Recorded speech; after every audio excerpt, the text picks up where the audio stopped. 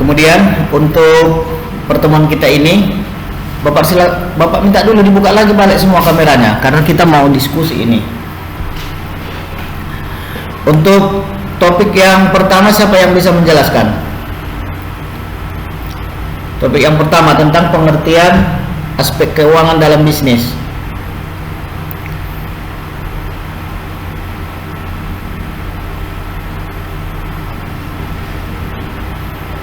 Saya Pak. Habibi, mana wajahnya Habibi? Ya, silakan Habibi.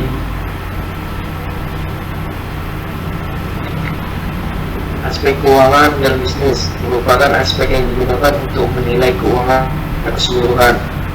Aspek keuangan memberikan gambaran yang berkaitan dengan keuntungan perusahaan tersebut, Pak. Itu saja. Ya, Pak. Ada yang menambahkan?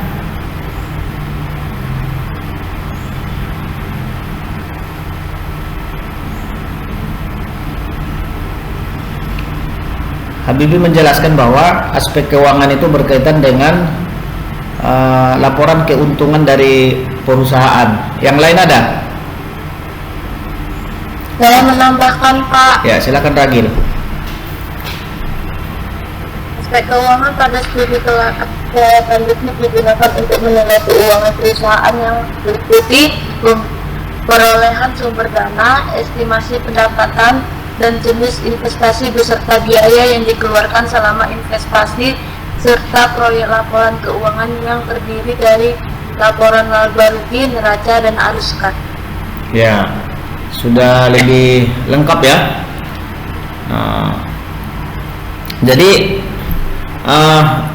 berkaitan dengan aspek keuangan ini sangat penting bagi Anda yang ingin berbisnis ya, ataupun kita yang ingin mengamati sebuah bisnis. Karena ada beberapa hal yang penting untuk dipahami kalau ingin berbisnis. Yang pertama, ada dana nanti yang dibutuhkan itu sebelum kita melakukan investasi. Ada dana yang diperlukan untuk itu. Kemudian ada dana yang dibutuhkan untuk investasi, khususnya berkaitan dengan aktiva tetap. Nah, itu dibutuhkan. Yang kedua, kemudian ada yang ketiga, nanti dibutuhkan modal atau dibutuhkan dana untuk modal kerja perusahaan kita. Bagi perusahaan-perusahaan yang sudah lama berdiri, mungkin kalau berkaitan dengan dana prainvestasi mungkin tidak dibutuhkan lagi. Tetapi ketika perusahaan akan mengembangkan usahanya atau melakukan ekspansi usahanya, maka itu nanti akan dibutuhkannya kembali apabila masuk ke daerah yang sama sekali masih baru dimasukinya.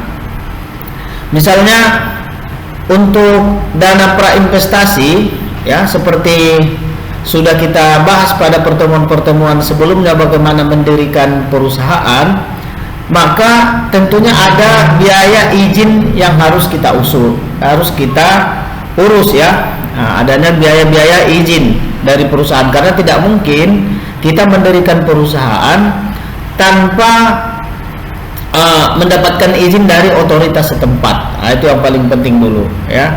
Kemudian selain izin, tentunya bagi pengusaha yang baru, dia akan melakukan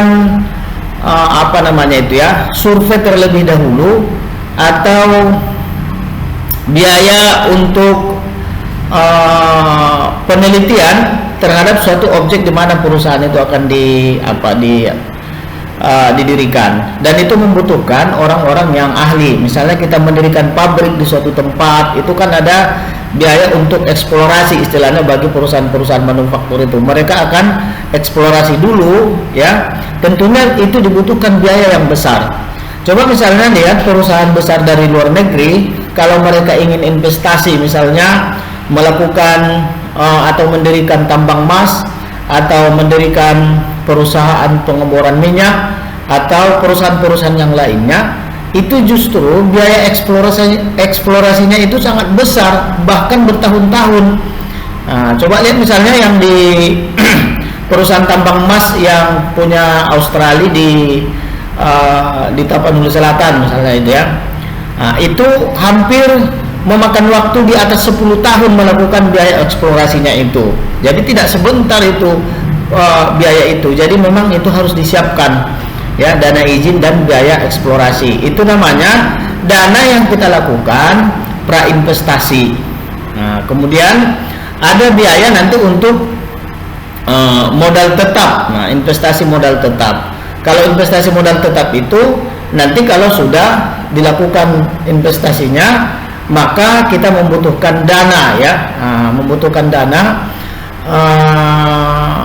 untuk membeli gedung misalnya gitu, membeli peralatan mesin atau biaya-biaya yang berkaitan dengan harta tetap di perusahaan itu nanti kalau sudah beroperasi, maka itu disiapkan. Kemudian seorang pebisnis juga mempersiapkan modal kerja ya, ada modal kerja yang harus disiapkan. Artinya apa?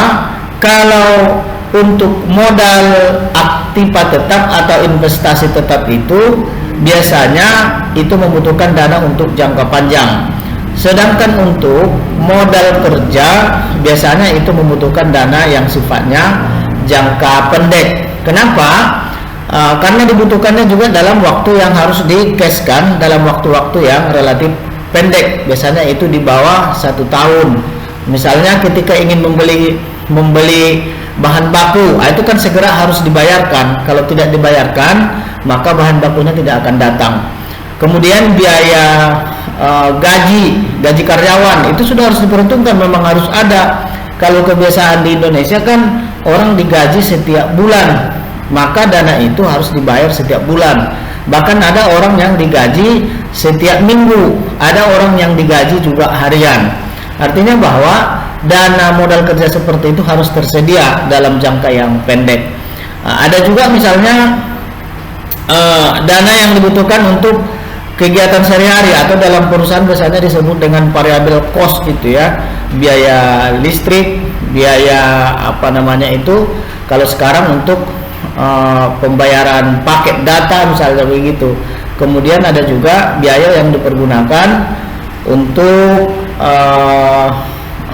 biaya kebutuhan untuk menjalankan mesin, minyak, kemudian ada biaya kertas dan lain sebagainya, itu termasuk biaya perawatan-perawatan, itu termasuk biaya modal kerja yang dibutuhkan.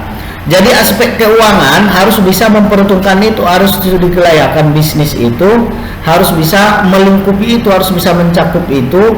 Bagaimana perusahaan bisa menyediakan itu, baik dana yang kita pergunakan tadi untuk prainvestasi, kemudian biaya untuk investasi, selanjutnya biaya untuk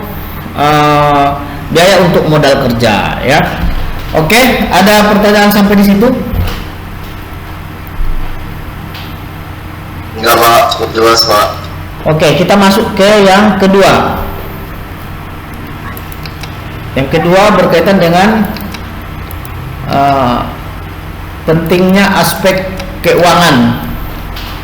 Siapa yang bisa jelaskan? Saya Pak. Ya, silakan Doni duluan ya. Pentingnya aspek keuangan dalam bisnis. Aspek keuangan menjadi sangat penting karena modal yang ada pada suatu perusahaan akan digunakan untuk membiayai seluruh kegiatan pada perusahaan. Maka dari itu, ketika biaya operasional yang terjadi jauh lebih tinggi dari modal yang dimiliki, maka bisnis bisa dikatakan akan sangat sulit dijalankan atau tidak layak. Ya, yang lain?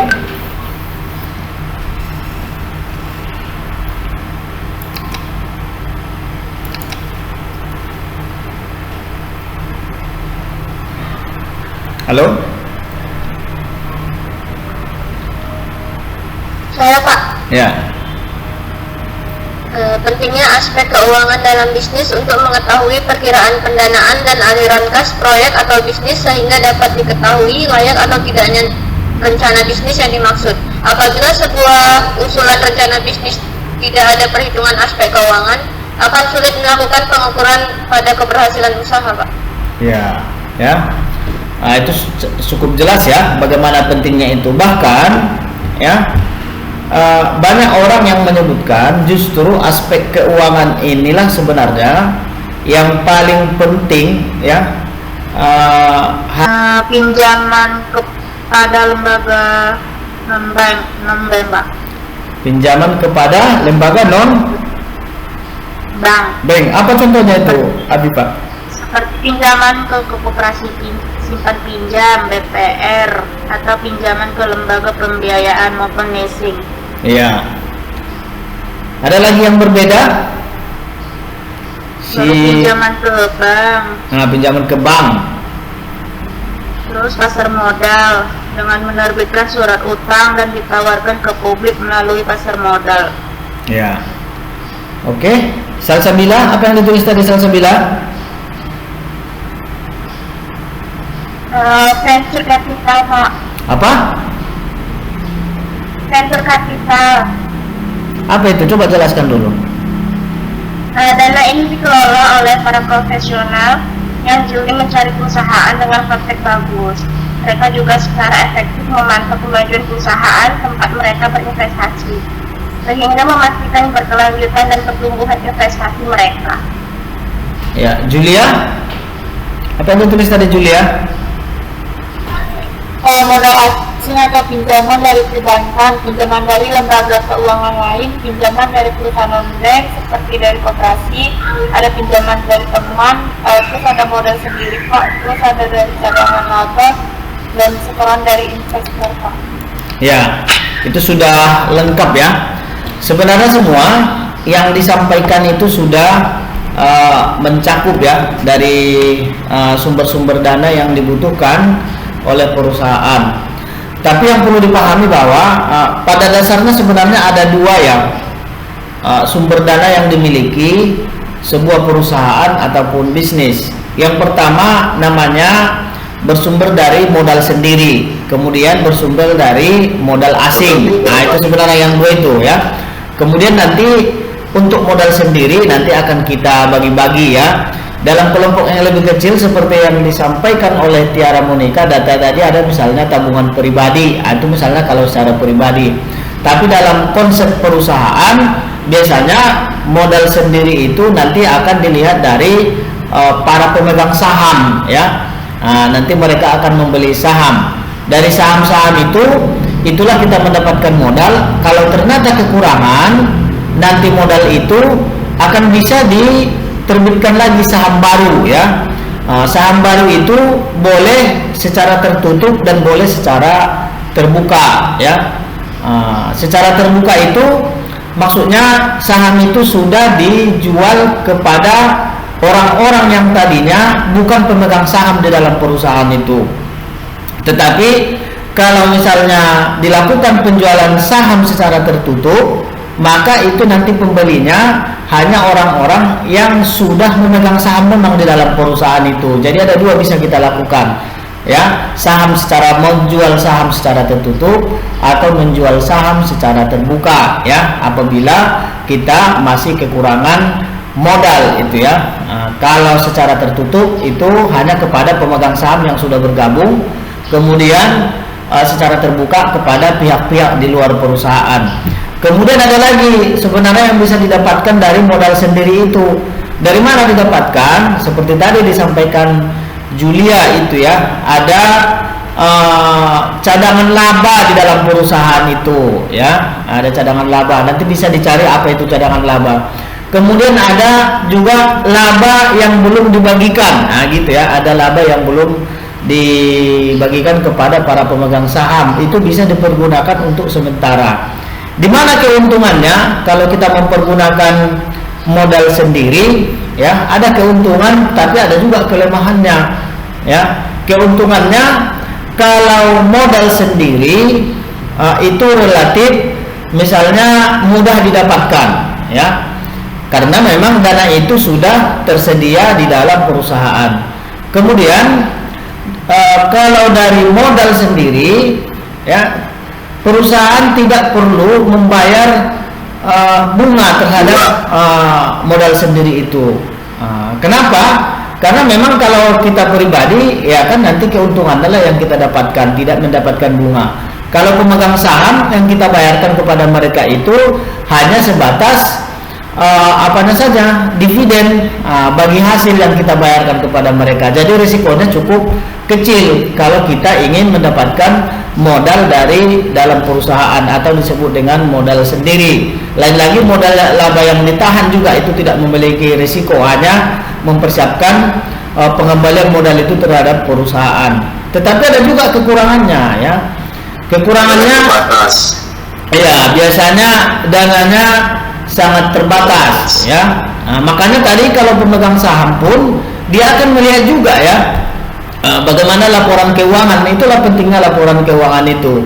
Kalau dia melihat bagus prospeknya usaha itu dan dia selama ini sudah menerima dividen yang menguntungkan bagi dia, dia akan mau ya. Tapi kalau selama ini dividennya atau bagi hasilnya macet-macet, dilihatnya laporan keuangannya tidak ada prospeknya, tidak bagus, maka dia tidak akan mau ya, tidak akan bersedia memberikan itu. Syukur-syukur kalau misalnya sahamnya tidak dijualnya, itu jadi persoalan. Jadi dananya tidak terbatas kalau dalam perusahaan. Kemudian kalau dari luar perusahaan, apa keuntungannya? Keuntungannya dananya tidak terbatas, Pak. Ya, dananya tidak terbatas ya. Ada saja ya, seberapa besar pun yang kita butuhkan, dana itu sebenarnya tersedia. Jadi sangat itu ya, sangat klasik ya, persoalan sangat klasik apabila orang menyebutkan dia mau usaha tidak ada modal. Biasanya orang Indonesia kan seperti itu ya. Kebanyakan orang Indonesia gitu, kalau mau usaha nggak ada modal Pak, bagaimana ini, kami nggak ada modal, gitu ya. Pasti orang Indonesia suka berbicara kalau mau buat usaha katanya tidak ada modal. Itulah orang Indonesia itu ya. Padahal sebenarnya dana itu banyak ya, di mana-mana banyak dana itu ya. Ya, baik dari pemerintah maupun dari swasta itu lebih besar, banyak dana di Indonesia ini ya. Jadi kalau ada orang pebisnis, ada mahasiswa yang ingin berbisnis, menyebutkan ketika dia ingin membuka usaha tidak ada modal, tidak ada dana, itu nonsen itu ya. Yang tidak ada apa sebenarnya? Proposalnya yang tidak ada ya. Proposalnya yang meyakinkan orang yang tidak ada. Gitu. Makanya mahasiswa kan kita sekarang sudah ada kelas untuk skill dan profesional itu ya. Jadi bagaimana meyakinkan orang? Kita harus ada proposal yang bisa diterima orang, dana itu pasti ada. Ya. Kalau dari modal sendiri, misalnya tidak mungkin setiap orang tidak ada saudaranya yang tidak punya uang. Benar kan? Benar toh? Iya kan? Pasti ada saudaranya yang punya uang, baik pamannya, baik omnya, tantenya, kakaknya, atau tetangganya, kawan sekampungnya, saudara jauhnya, pasti ada yang punya uang ya. Tidak mungkin orang di kampung itu nggak ada yang nggak punya uang. Saudara kita pun pasti ada salah satu yang punya uang, pasti ada. Itu kalau dari masih secara tradisional. Masalahnya apa? Dia tidak percaya memberikan uang kepada kita. Kan itu persoalan nih kan?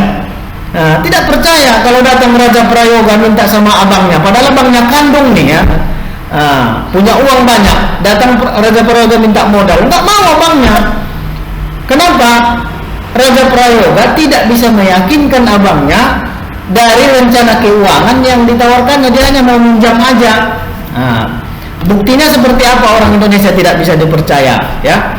Orang Indonesia kebanyakan ya pebisnis ini karakter perilaku yang harus dirubah kita ini kan. Banyak orang kalau meminjam, menghibah-hibah, menangis, menampakkan wajah sebagai seorang pengemis, iya kan, meminta-minta, itu orang makin tidak yakin. Tidak yakin. Kalau berbisnis itu, kalau kita ingin meminta modal terhadap orang, bukan dengan modal menghibah, dengan modal sedih, dengan modal enggak begitu. Kalau kita minjam uang sama siapapun, bagaimana kalau kita datang meminta uang sama orang adalah dengan kesetaraan. Kesetaraan itu apa? Kita harus bisa berdiri tegak, bisa duduk tegak, dan bisa menjelaskan bahwa keinginan kita untuk mendapatkan dana itu akan mendapatkan keuntungan terhadap dia juga. Itu baru setara namanya. baru orang mau memberikan dana itu. Itu yang pertama kalau misalnya keluarga. Lain lagi misalnya kalau bicara dana dari luar ini,